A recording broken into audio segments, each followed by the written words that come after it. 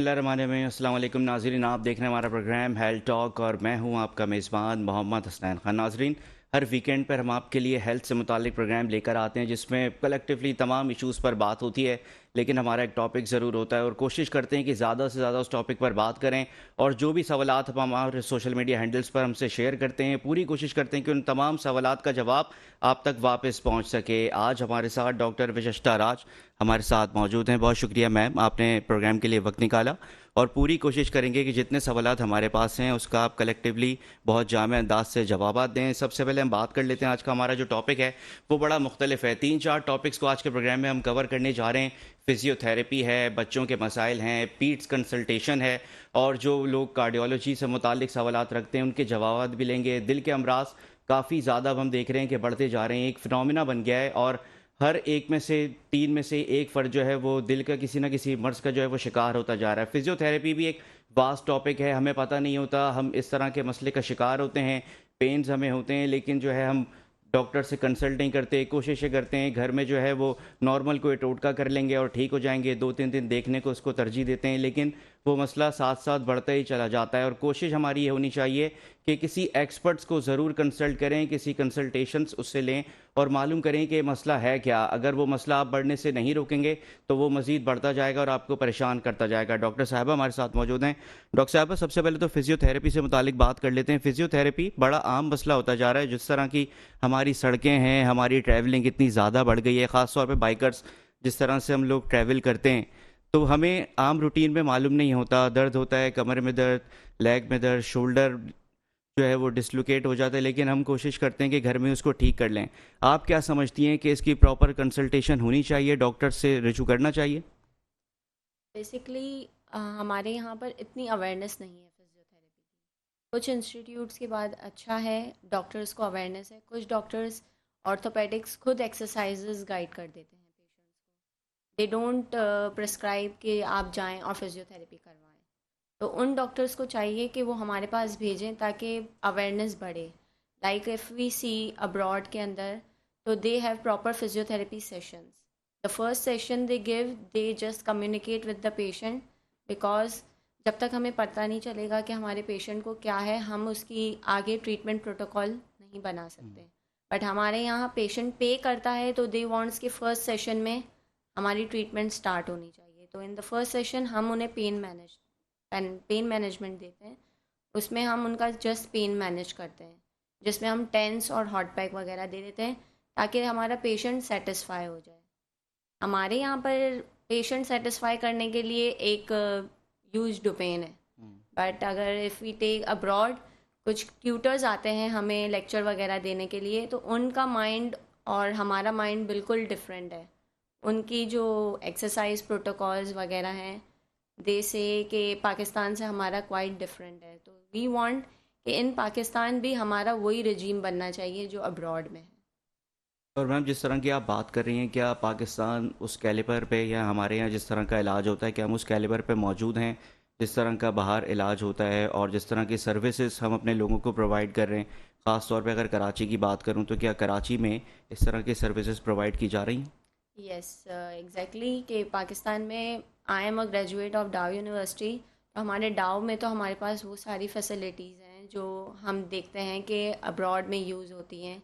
Like YouTube वगैरह पे हम देख रहे होते हैं, कुछ लेक्चर्स हमने लिए हैं उनमें कि वी हैव थेरेप्यूटिक अल्ट्रासाउंड वहाँ पर जो यूज़ हो रहा होता है, इंफ्रारेड, और इसके अलावा फेराडिक, ये सारी चीज़ें तो हमारे पास भी यूज़ हो रही होती हैं। और हमारे डाव में हमारे पास जिम भी है जहाँ पर हम्म। हमारे पास हम्म। कार्डियक पेशेंट्स आ रहे होते हैं। तो we have a quite good facility there too. And उसके अलावा now I am hired in Isa laboratory, तो ईसा में भी हमारे पास वो सारी फैसिलिटीज़ मौजूद हैं। हम्म। बुरहानी हॉस्पिटल में भी मैंने काम किया है, तो in Burhani hospital also we had everything. तो हम, मैं ये नहीं कहूँगी कि वी आर बैक, लेकिन हम उनके जितना हैं, लेकिन हम उनकी तरह नहीं है। सो वी वांट कि हम थोड़ा और प्रोग्रेस करें। तो ये प्रोग्रेशन अवेयरनेस से आएगी कि लोगों को, जो लोग फिजियो करवाते हैं दे आर अवेयर। जिनको फिजियो नहीं है तो उनको लगता है कि फिजियोथेरेपी इज़ रबिश। हम्म। तो वी वांट कि हमें ऐसे अवेयरनेस सेशन रखने चाहिए कि लोगों को पता चले कि ये पेन मैनेजमेंट दवाई इंसान कितना टाइम खाएगा। एक टाइम आता है सही। कि साइड इफ़ेक्ट्स होते हैं. Every medicine has a side effect, but physiotherapy has no side effect. तो वी वांट कि जब स्कूलिंग होती है वी हैव पीटी क्लास, तो उस टाइम से बताते हैं कि बट हमें उस टाइम नहीं पता होता what is PT. Physiotherapy basically is just like PT and is exercise. Physiotherapy. उस टाइम से हमें पीटी करवाना शुरू करते हैं. That is physiotherapy of a child, कि वो अपने आप को एक्सरसाइज करता रहे. लेकिन हम जैसे कॉलेज शुरू करते हैं, we skip everything, we come in our sedentary lifestyle. तो जो हमारी सेडेंट्री लाइफस्टाइल है वो हमें बैक ले जाती है जिन लोगों से जो एक्सरसाइज करते हैं. तो they develop all this cardiac problems and everything, कि उनके अंदर वो एफर्ट नहीं रहता जो एक एक्सरसाइज करने वाले बंदे में होता है. और डॉक्टर साहब, जिस तरह से हम अवेयरनेस की कमी की बात कर रहे हैं, हमारे यहाँ एक सबसे बड़ा मसला ये है कि हम चीज़ों को ऑब्ज़र्व नहीं करते। ख़ास तौर पे एग्जैक्टली. जो चीज़ हमारे सबसे ज़्यादा करीब है, हमारी बॉडी, हम उसके अंदर चेंजेस को ऑब्ज़र्व नहीं कर रहे होते। अगर हम ऑब्ज़र्व करेंगे तो हम खुद निशानदेही कर सकेंगे कि हम किस तरह के मसले का शिकार होने जा रहे हैं। तो ये बताइएगा कि जिस तरह से पेशेंट्स आपके पास आते हैं, वो कौन सी स्टेज पर आते हैं? क्या क्या मसला बहुत ज़्यादा बिगड़ जाता है तब पेशेंट्स आते हैं क्योंकि अवेयरनेस की कमी होती है, और फिर उनको किस तरह से डील किया जाता है? बेसिकली हमारे पास जो वेल सेटल्ड लिटरेट लोग होते हैं, दे कम डॉक्टर को दिखा के आते हैं और इन्वेस्टिगेशंस वगैरह, एमआरआई वगैरह सब लेकर आते हैं. तो वो होता है कि उनकी जल्दी हमारे पास आता है तो स्टेज में तो हम उन्हें अच्छा रिकवरी प्रोसेस उनका हो जाता है. बट कुछ पेशेंट्स हमारे पास हैं इंटीरियर के जो आते हैं, दे डोंट नो कि हो क्या रहा है. जब उनका बिल्कुल डिस्ट्रक्शन पे आ जाता है, एक नर्व कंप्रेस हो रही है, उन्हें लगता है कि is just pain, is just pain. But वो एक हद तक आके वो फुली कंप्रेस हो जाती है दो हम्म। वर्टिब्रे के हम्म। बीच में. तब जाके वो हमारे पास आते हैं. तो at that stage we can't help it. तो फिजियोथेरेपी वो है कि जब जहाँ तक डिस्ट्रक्शन हुई है हम वहीं स्टॉप कर देंगे. मसल्स को हम अच्छा बनाने के लिए उनकी एक्सरसाइज पे उनको डाल देते हैं ताकि वो उससे और मज़ीद ख़राब ना हो. लेकिन जो हमारे यहाँ के कराची के लोग हैं, लिटरेट लोग हैं, दे कम और वो अपनी फिजियोथेरेपी भी कंटिन्यू करते हैं, लॉन्ग सेशन तक चलाते हैं. तो यहाँ के लोगों का हमारे पास अच्छा आउटकम आता है बनस्बत इंटीरियर के पेशेंट्स. और डॉक्टर साहब, ये भी बताइएगा कि जिस तरह से आप बात कर रही हैं, तो आपके पास जो पेशेंट्स आते हैं उसमें रेशो क्या है? कितने ज़्यादा पेशेंट्स जो हैं वो किन मसाइल का शिकार हैं? हमारे नाज़रीन की इन्फॉर्मेशन के लिए बताइएगा। अगर वो कंसल्टेशन के लिए डॉक्टर के पास जाना चाह रहे हैं और वो नहीं समझ पा रहे, ऑब्ज़र्व नहीं कर पा रहे, क्या हम भी ऐसे किसी मसाइल का शिकार हो गए, तो रेशो क्या है? किसके पेशेंट्स आपके पास सबसे ज़्यादा आते हैं? हमारे पास अगर हम देखें मेल्स में तो वी हैव सर्वाइकल प्रॉब्लम्स, क्योंकि ज़्यादा office workers, system users and everything, bike Riders, and low back pen, क्योंकि हमारे पास ऐसी कोई फैसिलिटी नहीं है जो बैक सपोर्ट करे. इफ़ वी आर से सीइंग लाइक फूड पांडा, बाइक किया, तो वो 24 आवर्स सर्विस दे रहे हैं हम्म। और they ride, they don't relax their body. तो उस सूरत में कुछ बाहर ममालिक में है कि they have designed their vehicles in that way कि जो बैक पेन के पेशेंट्स हैं उनके लिए बैक सपोर्ट, बैक सीट है और ये सारी चीज़ें होनी चाहिए. तो हमारे यहाँ पर भी कुछ करना चाहिए हमें. हम्म। और इन फीमेल्स इफ़ वी सी, तो डायबिटिक पेशेंट्स में फ्रोज़न शोल्डर आ जाता है जिसके अंदर, और कुछ पेशेंट्स होते हैं जिनकी हिस्ट्री ऑफ फॉल होती है तो उसमें आगे जाके फ्रोज़न शोल्डर होता है. देन वी सी कि knee OA, the main problem in females due to weight. Females weight जिनका होता है ज़्यादा, उनमें नी ओए बहुत कॉमन है, और low back pain due to nerve compression. ये 3-4 चीज़ें हैं जो बहुत कॉमन आ रही हैं. और डॉक्टर साहब, ये भी बताइएगा कि जिस जिस चीज़ की आपने निशानदेही की है और जिस तरह के पेशेंट्स आपके पास आ रहे हैं सर्वाइकल प्रॉब्लम को लेके और फ्रोजन शोल्डर्स के साथ, तो इससे बचा कैसे जाएगा? ये प्रॉब्लम कब आपको होना शुरू होती है? जो इसका स्टार्ट है वो कहाँ से हो रहा है? अगर स्टार्ट में ही इसको हम रोका जाए तो राइट. वो प्रॉब्लम एक्सट्रीम पे नहीं जाएगी। एग्जैक्टली. बेसिकली सर्वाइकल प्रॉब्लम जो होती है वो स्ट्रेस की वजह से होती है. If we continue doing movement for a prolong time, like 40 minutes is maximum time, after every 40 minutes you should change your position. तो जब एक बाइक राइड कर रहा होता है तो उसके यहाँ स्ट्रेच आ रहा होता है. अब वो बाइक राइडिंग चलाता रहेगा तो एक मसल एक टाइम तक काम करता है, फिर उस टाइम के बाद वो थकना शुरू हो जाता है। जब वो थकेगा तो वो स्ट्रेच में जाता है, स्ट्रेच में जाने से नोड्स ट्रिगर पॉइंट्स बन जाते हैं, जो ट्रिगर पॉइंट्स रिलीज होने के बाद ही ठीक होते हैं। अगर ट्रिगर पॉइंट्स को नहीं हमें चाहिए कि ना बने, तो उस सूरत में हमें 40 मिनट्स के बाद अपनी एक्सरसाइज को, अपने जो मूवमेंट है उसको ब्रेकअप करना चाहिए।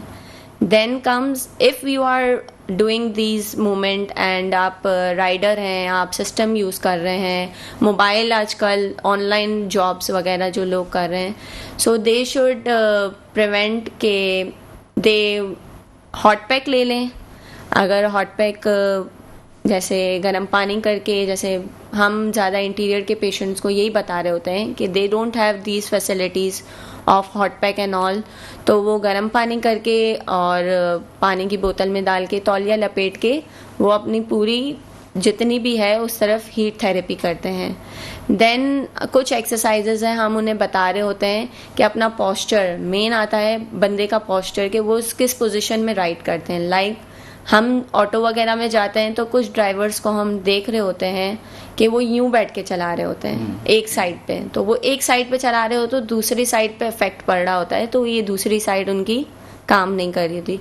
कुछ बाइक राइडर्स होते हैं, they use mobile on one phone and they ride from one side, तो वो एक हाथ उसका रिलैक्स है, दूसरे हाथ में उस पर जोर पड़ रहा है, तो उस वजह से भी इन चीज़ों को अवॉइड करना चाहिए, तो हमारे ये सर्वाइकल प्रॉब्लम्स बेटर हो। देन लो बैक पेन जो पेशेंट्स को होता है उसमें आ जाता है हैवी लिफ्टिंग वगैरह। कुछ हैं पेशेंट्स जो हैवी लिफ्टिंग वगैरह करते हैं, बैठने का ज़्यादा है, तो they need lumbar support, back support होना चाहिए उनका, ताकि बैक सपोर्ट होगा तो उनको बैक पे क्या कहते हैं प्रेशर नहीं मिलेगा, it will be supported. Then comes in females के लिए, नी ओए के लिए the first option is walk. Weight lose करने के लिए बेस्ट एक्सरसाइज, हमारी फीमेल्स कहती हैं टाइम नहीं है, we don't have time, so the best exercise a female can do is walk. Walk करें, और वेट लूज करने के लिए इसके अलावा एक्सरसाइजेस कुछ हैं, जैसे कि एंकल पंपिंग आ जाता है, स्टैटिक कॉर्ड्स आ जाते हैं, हम उन्हें बताते हैं SLR और ये सारी चीज़ें। उसके बाद फ्रोजन शोल्डर, डायबिटिक पेशेंट्स को हम कहते हैं कि डायबिटीज़ कंट्रोल रहना चाहिए। अगर डायबिटिक पेशेंट का शुगर लेवल हाई हो जाता है तो ये सारे फ्रोजन शोल्डर वगैरह, ये सारी कॉम्प्लिकेशंस आना शुरू हो जाती हैं। ठीक है डॉक्टर साहिबा, अब ये आप बताइएगा कि जिस तरह से आपने तमाम तर चीज़ों को बड़े अच्छे तरीके से एलेबरेट कर दिया और हमारे नाज़रीन ने काफ़ी कुछ उससे समझा भी होगा, जो सर्वाइकल पेन की आपने सबसे पहले बात की कि 40 मिनट्स के बाद आपको पोजीशन अपनी लाजमी चेंज करनी है। ठीक है, अगर किसी ने 40 मिनट्स तक अपनी पोजीशन चेंज नहीं की और उसको ट्रिगर पॉइंट्स बन गए उसके मसल्स में, फिर उससे वो नॉर्मली किस तरह से जो है वो बच सकता है या उसको जो है ना वापसी रिगेन कर सकता है ताकि उसको पेन जो है वो मज़ीद ज़्यादा ना पड़े। और दूसरी चीज़ ये कि जो लो बैक पेन की आप बात कर रही थी, आपने जिस तरह से कहा कि वो हर दफ़ा तो महंगी एक्सपेंसिव चीज़ें यूज़ नहीं कर सकता, कंफर्टर नहीं ले सकता, तो एक आम आदमी नॉर्मल रूटीन में क्या कर सकता है ताकि उसको लो बैक पेन भी ना हो? सर्वाइकल के अंदर मैं ये कहूँगी कि सर्वाइकल में कुछ एक्सरसाइजेज होती हैं, जैसा कि आप अगर रूटीन में आपका है कि हैवी लोड काम ज़्यादा करना, तो you can perform these exercises. ये तो हर कोई पर्सनली सेल्फ एक्सरसाइज कर सकता है ताकि जो आपके स्ट्रेच मसल्स हैं वो रिलैक्स हो जाएं। देन दिस एक्सरसाइज के आपके ये सारे स्केलेनी, ट्रेपीजियस वगैरह ये सारे रिलैक्स हो जाए। कुछ लोग होते हैं इतना टेंस होते हैं वो यूं ही रखते हैं अपने आप को, तो ये मसल्स टाइट हो जाते हैं, तो कोशिश करा करें अपने आप को रिलैक्स रखें। अगर वो नहीं रख पाते क्योंकि टेंशन में काफ़ी होते हैं, स्ट्रेस में, तो they can have the exercise के वो खड़े होकर अपने आप को ये करें। ठीक है, ये पोजीशन के अंदर क्या होगा, ये भारीपन उनको लगेगा बट एक्सरसाइज के तौर पे उनको बॉडी में हल्का फील होगा। Then in low back exercise, low back pain आप कह सकते हैं कि जैसा मैंने बताया हीट थेरेपी आ गई है लो बैक के लिए, और उसमें कुछ एक्सरसाइजेज होती हैं SLR वगैरह, ब्रिजिंग एक्सरसाइजेज और ये सारी, तो वो तो डेमोन्स्ट्रेट करके हो सकता है। और वो मतलब अगर वो बैठे हुए हैं किसी पोजीशन में और उनको लो बैक पेन है तो उससे बचने के लिए पोस्चर तो कम से कम सीधा रखें, और पोस्चर का किसी ध्यान, कुशन का और भी इस्तेमाल कर सकते हैं। बैक सपोर्ट हो, कोई कुशन वगैरह, ये चीज़ हो सकती हैं लो बैक के लिए। बाकी तो सारी एक्सरसाइजेज हैं जो सुपाइन में हम गाइड कर सकते हैं। ठीक है डॉक्टर साहब, ये भी बताइएगा कि जिस तरह से आजकल जो यंग एज के लोग हैं जिम को ज़्यादा प्रेफर करते हैं और बिना ट्रेनिंग के प्रॉपर जिम ज़्यादा करते हैं, Exactly. और ट्रेनर नहीं होता जो कि उनको प्रॉपर चीज़ें सिखाए और जो भी एक्शंस वहाँ पे परफॉर्म कर रहे हैं, तो वो भी इस चीज़ का बहुत ज़्यादा शिकार होते हैं, उनको मालूम नहीं हो रहा, तो वो समझते हैं कि ये पेन जो उनको हो रहा है उनके शोल्डर्स में, चेस्ट में, बैक में, वो शायद जिम की वजह से हो रहा है क्योंकि मसल्स पुल होते हैं तो पेन होता है, लेकिन वो दूसरी साइड पे जा रहे होते हैं जिसका उनको अंदाज़ा नहीं होता।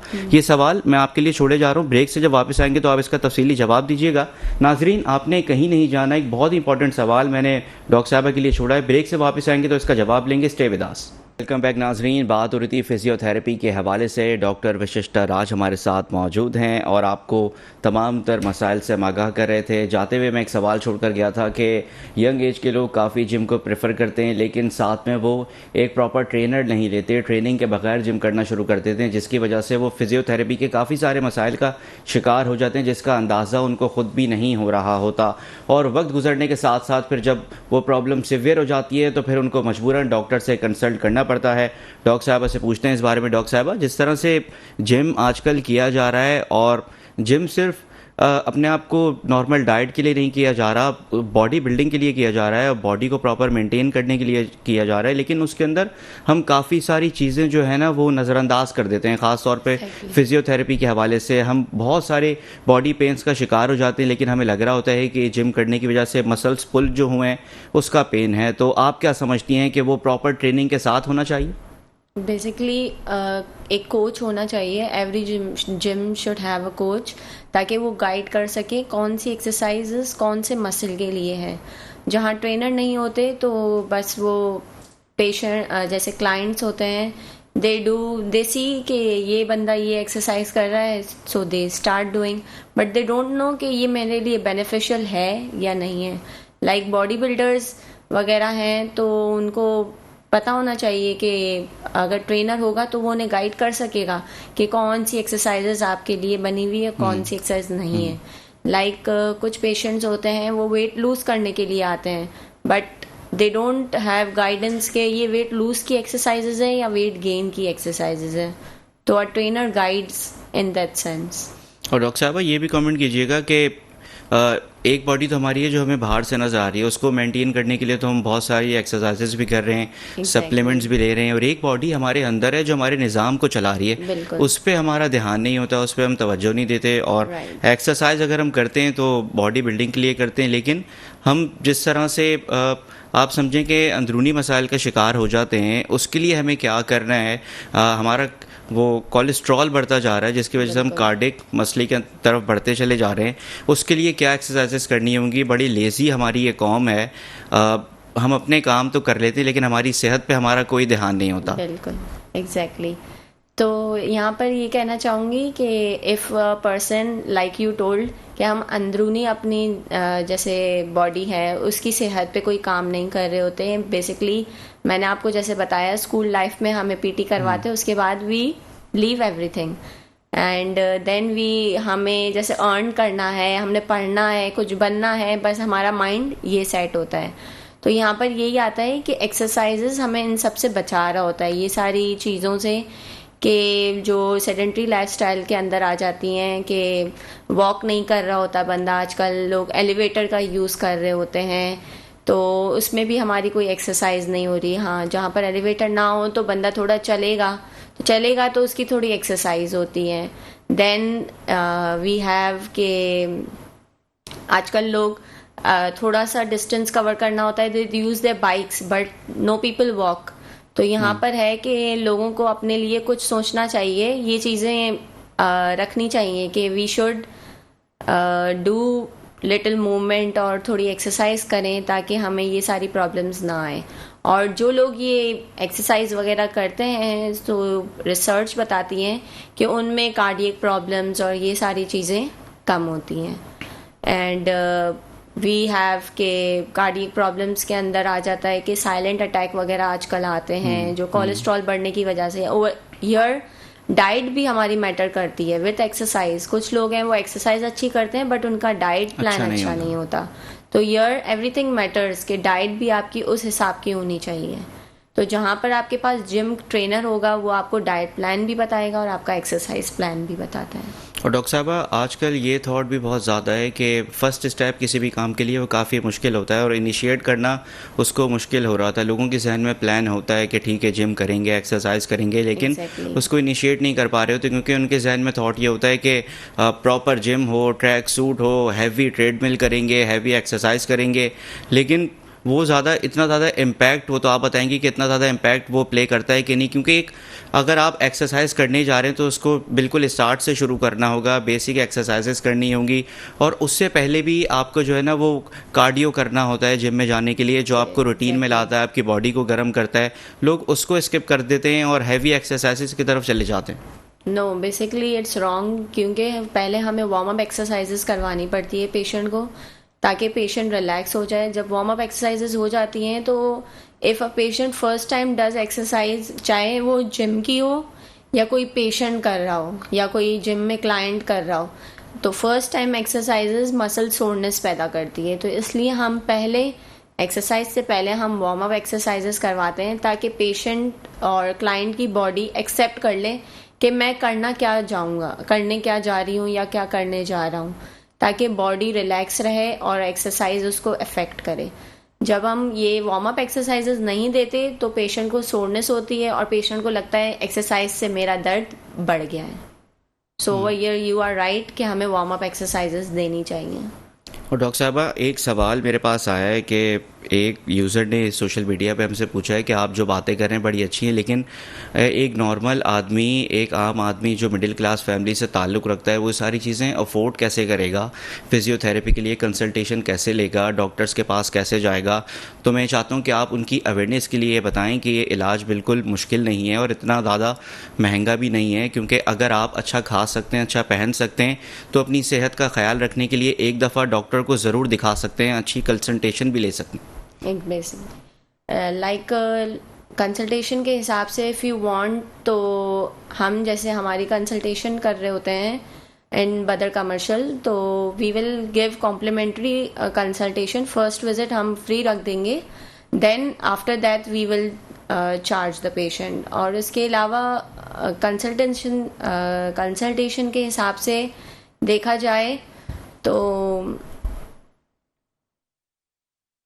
हमारे यहाँ की कंसल्टेंसी बाहर ममालिक से बिल्कुल डिफरेंट है। हम यहाँ की कंसल्टेंसी कोई कहेंगे नहीं कि इस कंसल्टेंसी, यहाँ बस पेशेंट आता है और एक्सरसाइज करवाना शुरू कर देता है। बट बाहर ममालिक में क्या होता है, फर्स्ट कंसल्टेंसी में पेशेंट बता रहा होता है कि उसे हो क्या रहा है, मेरे लिए क्या बेहतर है, क्या बेहतर नहीं है, मुझे क्या करना चाहिए और क्या नहीं करना चाहिए। उस हिसाब से हम उनका ट्रीटमेंट प्रोटोकॉल बनाते हैं। But over here we start go ahead. और डॉक्टर साहब जिस तरह से आप बात करिए, मेरी भी कोशिश होती है कि जो भी मेरे गेस्ट आए मैं उनसे ज़रूर पूछूं कि हमारे यहाँ अलमिया तो ये है कि प्रॉपर डॉक्टर्स जो होते हैं उनके साथ जो लोग काम कर रहे होते हैं, लेकिन वो डॉक्टर्स नहीं होते, वो काम सीख कर अपना क्लिनिक शुरू कर देते हैं। जैसे आप जिस तरह निशानदेही कर रही हैं, इसी तरह की मैं भी बात कर रहा हूँ। तो उन लोगों से कैसे बचा जाए? लोगों को कैसे पता होगा कि ये जो प्रॉपर डॉक्टर नहीं है और ये काम सीख कर करना शुरू कर दिया? ऐसे में तो जो लोग अपने परेशानी को लेकर जाएंगे वो तो और मज़ीद परेशानी का शिकार हो जाएंगे। Over here I can't answer because के like एक डिग्री होल्डर पता चलता है कि एज अ डिग्री होल्डर कि उनकी स्किल्स और सारी चीज़ें बता रही होती हैं, नॉलेज बता रही होती हैं, ग्रूम कितना किया हुआ है लाइक और वो जो अगर होगा पढ़ा लिखा तो वो अपने आप को आगे भी पढ़ा लिखा रखेगा। बट ये जाली जो होंगे तो they are stop there. But जो लिटरेट डिग्री होल्डर्स होंगे वो कभी स्टॉप नहीं करते, they keep on growing. Like मैं now I am currently enrolled in masters, तो मेरा ख्याल यही है कि मास्टर्स करने के बाद भी आगे कुछ ना कुछ करेंगे। बट जो ये डॉक्टर्स होते हैं तो इट्स मिथ कि उनके पास तो कुछ होता नहीं है, वो ऐसे ही टाइटल लगा रहे होते हैं। और डॉक्टर साहबा ये बात मैं इसलिए कर रहा था क्योंकि जिस तरह से हम देख रहे हैं कि पेशेंट्स जो हैं वो काफ़ी ज़्यादा बढ़ते जा रहे हैं। इसमें अगर लोगों का रोल है तो उसमें ऐसे लोगों का भी रोल है जो जाली तरीके से ये काम कर रहे हैं और लोगों की परेशानियों में मज़ीद इजाफा कर देते हैं। क्या आप समझती हैं ये फैक्टर भी हो सकता है? Yes, this is right, because now social media ने इतना लोगों को कर दिया है कि दे डोंट से कि हम डॉक्टर के पास जाएं और कंसल्ट करें। They just Google it, but Google करने के बाद उनके पास जो लिस्ट आ रही होती है उसमें वी डोंट नो कि कितने इसमें ट्रू है और कितने इसमें क्या कहते हैं, जाली है। तो इस हिसाब से वी वांट कि एक प्रॉपर कंसल्टेशन होनी चाहिए और लोगों को पता होना चाहिए कि जो ऑथेंटिक रिलायबल कंपनीज जैसे हॉस्पिटल्स वगैरह हैं ये उनके पास जाएं।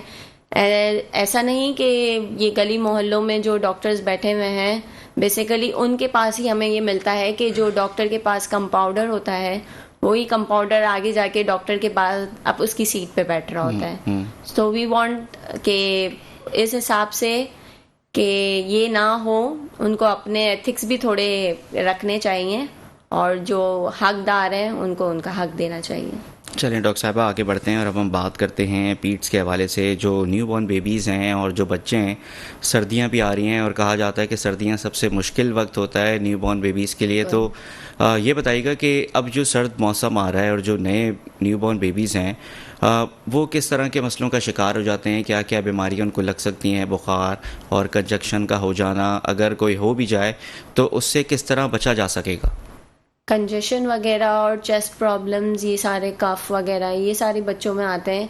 तो इससे बचने के लिए एक मेन तो हमारे यहाँ क्लोथिंग होती है, बच्चे को क्लोथ्स वगैरह और वार्म रखना चाहिए, अपना एनवायरनमेंट वार्म रखें और ज़्यादा बाहर आने जाने से परहेज़ करें। जिससे बच्चे कुछ होते हैं उनको पहले से पता होता है कि ये बच्चा एलर्जिक है, he can't tolerate this and he can't tolerate that. तो उन कंडीशंस में उस तरह से हमें चलना चाहिए। ठीक है डॉक्टर साहब, आप हमारे साथ मौजूद हैं। यहाँ पे वक्त हो गया ब्रेक का। नाजरीन आपने कहीं नहीं जाना, मज़ीद भी सवालात हैं, ब्रेक से वापस आएंगे तो मज़ीद भी बात करेंगे। वेलकम बैक नाजरीन, एक बार फिर आपको खुशामदीद कर रहे हैं और बात कर रहे थे सेहत के मसाइल के हवाले से। आप देख रहे हैं हमारा प्रोग्राम हेल्थ टॉक। डॉक्टर विशिष्टा राज हमारे साथ मौजूद हैं।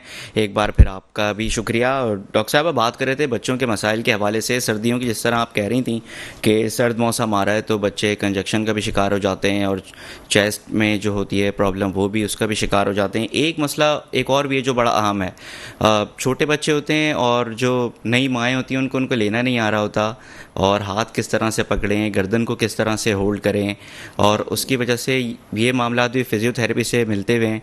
तो उन लोगों की अवेयरनेस के लिए आप ये बताइएगा कि नए बच्चों को संभालना किस तरह से। वैसे तो घर में ख़वातीन होती हैं जो पहले एक्सपीरियंसेस कर चुकी होती हैं, लेकिन अगर किसी के साथ ऐसी किसी ख़वातीन का साथ नहीं है तो वो किस तरह से इन तमाम मसाइल से बचेगा? We have this domain too in gynae and obs. हमारी फिजियोथेरेपी होती है जब जैसे न्यूबॉर्न बेबी होता है तो उनकी भी फिजियो होती है if they have congestion and this all. वहाँ पर हमारी चेस्ट फिजियो काम कर रही होती है। देन फीमेल्स के हिसाब से कि उन्हें कैसे बच्चे को ग्रिप करना है और ब्रेस्ट फीडिंग वगैरह के हिसाब से, तो जब हम जाते हैं गायनी वार्ड वगैरह so we properly guide the patient कि आपको किस तरह लेना है, क्योंकि उस टाइम पे लो बैक पेन के चांसेस ज़्यादा होते हैं।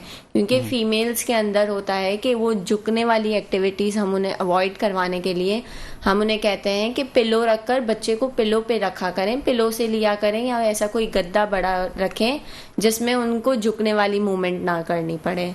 देन उसके बाद हमारी एक्सरसाइजेज होती हैं कुछ जो हम फीमेल्स को गाइड कर रहे होते हैं। तो इन एवरी हॉस्पिटल मेरा ख्याल है जब तक जहाँ हमारी रोटेशंस लगी हैं तब तक वी हैव के in every hospital we have a visit of gynae patients ताकि हम उन्हें गाइड कर सकें। और डॉक्टर साहब इस पर भी कमेंट कीजिएगा कि जिस तरह से हम बच्चे को कैरी कर रहे होते हैं, कैरी कॉर्ड यूज़ करते हैं और डिफरेंट चीज़ें यूज़ करते हैं, क्या उससे भी बेबी का जो पोस्चर है वो मुतासर हो रहा होता है? बेबी तो हमें नहीं बता सकता, वो सिर्फ रो सकता है, तो क्या बेबी भी इस तरह के मसाइल का शिकार हो सकता है? एग्जैक्टली यार, एवरीथिंग मैटर्स के एक ही पोजीशन में आप बच्चे को रख रहे हो तो यहाँ पर भी तो मैटर करता है।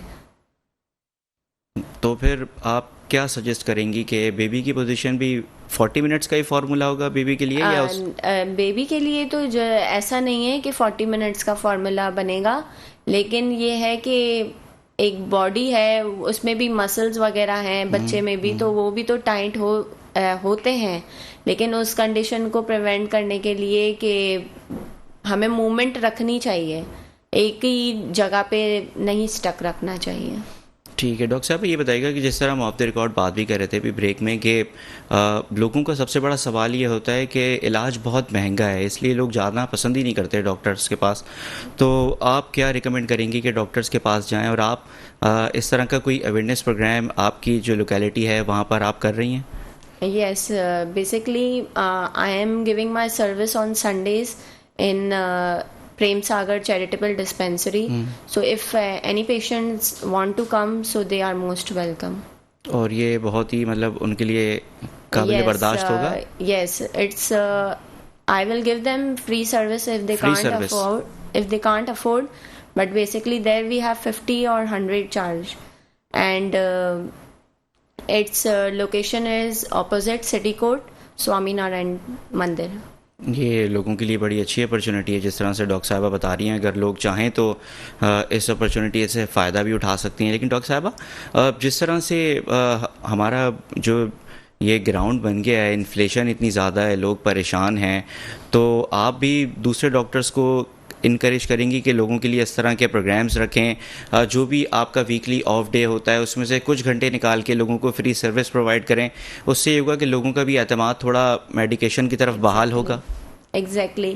Over here we I would say कि हमें जब हमारी पढ़ाई चल रही होती है तो एक चीज़ हमें पढ़ाई जाती है एथिक्स। उसमें हमें हर चीज़ देखनी पड़ती है, अपने आप को मरीज़ पे रख के सोचना पड़ता है। देन आई वुड से कि दूसरे डॉक्टर्स वगैरह जितने मेडिकल प्रोफेशनल्स हैं, they should keep awareness sessions के फ्री ऑफ कॉस्ट रखें ताकि पेशेंट को अवेयरनेस मिले। इफ़ अ डेंटिस्ट, तो वो डेंटिस्ट्री के हवाले से रख सकता है कि कौन कौन सी चीज़ें हैं, जैसे बच्चे हैं वो कुछ नहीं लेते प्रिकॉशंस वगैरह, तो स्कूलिंग सिस्टम्स हैं, कॉलेजेस वगैरह हैं, या हम देखें स्कूल सिस्टम कॉलेजेस वगैरह के अलावा इंटीरियर साइड पे अगर हम देखें तो we can have awareness sessions there ताकि हमारे लोगों का अच्छा हो। ठीक है डॉक्टर साहब, एक सवाल मेरे पास आया हमारे सोशल मीडिया हैंडल के थ्रू कि पूछने वाले ने ये पूछा है कि ख़वातीन जो हैं आजकल तवातुर से हाई हील्स का इस्तेमाल कर रही हैं और ज़्यादा हाई हील्स का इस्तेमाल हो रहा है, तो आप क्या समझती हैं ये डेंजरस हो सकता है? ख़वातीन के लिए भी दिखने में तो अच्छा लगेगा लेकिन आपकी सेहत को नुकसान हो रहा है इससे। एग्जैक्टली, हाई हील्स एक डेंजर जोन है फीमेल्स के लिए। जब पहन रहे होते हैं तब कुछ नहीं होता है, जब पहन के रिलैक्स हो जाते हैं मसल्स, उस टाइम पे पेन फील हो रहा होता है। It's just for fashion use. हाँ, कभी ट्वाइस या हम कहें थ्राइस अ वीक आप ले रहे हैं तो it's okay, but in regular use I will recommend के स्टॉप इट प्लीज़। और आप जो हमारे मेल्स हैं, जिस तरह से बाइक राइडिंग के हवाले से भी बात हो रही थी शुरू में कि वो मुख्तलिफ पेन्स का शिकार हो जाते हैं, आप ये समझती हैं कि इन तमाम चीज़ों के लिए कलेक्टिवली एक अवेयरनेस प्रोग्राम शुरू करना चाहिए? ईसा लैब जिस तरह से कर रहा है और आप जिस तरह से आपने कहा कि संडे के दिन एक प्रोग्राम रखती हैं, तो आप क्या समझती हैं कि मुल्की सतह पर और सोशल मीडिया हैंडल्स के थ्रू एक कैंपेन लॉन्च की जानी चाहिए? क्योंकि लोग सोशल मीडिया बहुत ऑफन यूज़ करते हैं और उससे लोगों को फ़ायदा भी होगा। Exactly, we can go for it. और आप इसको इनिशिएट करेंगी, और जितने भी लोग देख रहे हैं और डॉक्टर्स देख रहे हैं उनसे आपकी क्या अपील होगी? क्या आप उनको कहना चाहेंगी कि इस तरह के प्रोग्राम्स शुरू करें? Yes, we can have awareness sessions के हम ये शुरू कर सकते हैं अपनी आवाम के लिए कि सोसाइटी को जिससे बेनिफिट हो। और डॉक्टर साहब, एक सवाल बहुत होता है कि तमाम डॉक्टर्स जो हैं, डॉक्टर्स से मुतालिक होता है, उनके करैक्टर से मुतालिक, कि वो तो कमाने बैठे हैं और आप उनके पास जाएंगे तो वो बकरा देख के आपको पकड़ के हलाल कर देंगे। तो ये मिथ जो लोगों के जहन में बन गई है, क्योंकि हर डॉक्टर एक जैसा नहीं होता, और डॉक्टर है तो फिर वो इस तरह आपके साथ करेगा नहीं, वो दूसरे लोग हैं जो सिर्फ कारोबार करने बैठे हैं। तो उन लोगों के लिए आपका क्या पैगाम है कि घबराने वाली कोई बात नहीं है, आप डॉक्टर्स के पास जाएं और अपना मसला जो है वो खुल के बताएं? हमारे यहाँ लोग बताने में भी शर्माते हैं। एग्जैक्टली, तो यहाँ यही होता है कि एक डॉक्टर को फ्रेंडली रहकर अपने पेशेंट से, क्लाइंट से कम्युनिकेट करना चाहिए, जिससे वो हिचकिचाए ना, अपना जितना भी है उसकी हिस्ट्री ऑफ जैसे पेन है, जो भी है मसले मसाइल, वो आपको अच्छी तरह बता सकें। ठीक है डॉक्टर साहब, हमारे पास लास्ट मिनट है और आप कलेक्टिवली जो भी आपका मैसेज है वो फिजियोथेरेपी से मुतालिक है या कार्डियक प्रॉब्लम से मुतालिक और न्यूबॉर्न बेबीज़ जो पीड्स के मसले होते हैं उससे मुतालिक, आपके पास 1 मिनट है, आप क्या मैसेज लोगों को देना चाहेंगी कि लोग उस पर अमल करें और ज़्यादा से ज़्यादा इस प्रॉब्लम से बचा जा सके? Last but not the least मैं यही कहना चाहूँगी कि बेटर लेट देन नेवर, कि एक्सरसाइज अपनी शुरू कर लेनी चाहिए हर मेल एंड फीमेल को, ताकि वो कार्डियक प्रॉब्लम्स की तरफ ना जाए। और बच्चों में मैं बताना चाहूँगी कि जैसे न्यूबॉर्न बेबीज़ वगैरह हैं तो टेक केयर अच्छी होनी चाहिए बच्चों की। और उसके बाद जो सीपी चाइल्ड्स वगैरह हैं उनके लिए फिजियोथेरेपी मेन फोकस रहना चाहिए, ताकि वो लॉन्ग प्रोग्रेस चलता है उनकी फिजियोथेरेपी। और उसके बाद फीमेल्स वगैरह अपने पोस्चर का, सिस्टम यूज़र्स वगैरह, ये सारे अपने पोस्चर का ख्याल रखें। बहुत शुक्रिया डॉक्टर विशिष्टा राज, आप हमारे साथ मौजूद थी और आपने बड़ी ही जामे अंदाज के अंदर लोगों के तमाम मसाइल का जवाब दिया। नाज़रीन, आपका भी बेहद शुक्रिया। मुझे और मेरी टीम को दीजिए इजाज़त। एक बार फिर नए टॉपिक के साथ फिर हाजिर होंगे। जब तक के लिए फ़ी अमान अल्लाह।